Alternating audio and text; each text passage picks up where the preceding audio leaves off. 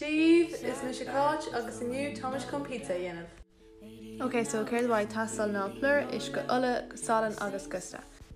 Okay, so dús chur leat teaspoonóg den gusta is teach sa plur agus leat teaspoonóg den salan is teach sa plur agus measc gachrúd le chéile.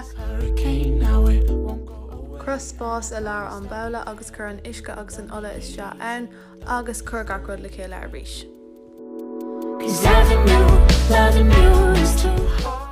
Anis by tíos agat so chur píosa beag plur ar an mórd agus fuan an tíos.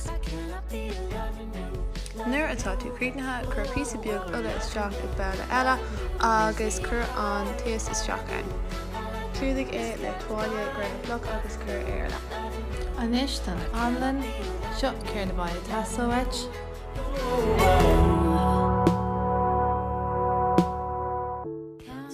Measc gachrúd le chéile agus chur ar leathíomh.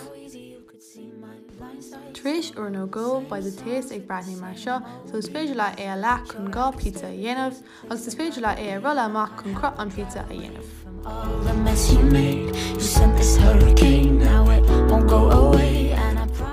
An sin chur an téas ar gá trádra.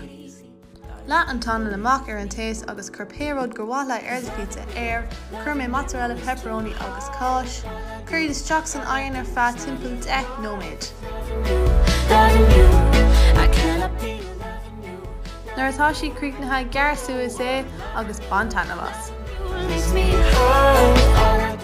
Tásúlagam gur bhain sibh tanamhas, anis caiithimid iad a bhláise. Slán go fóill!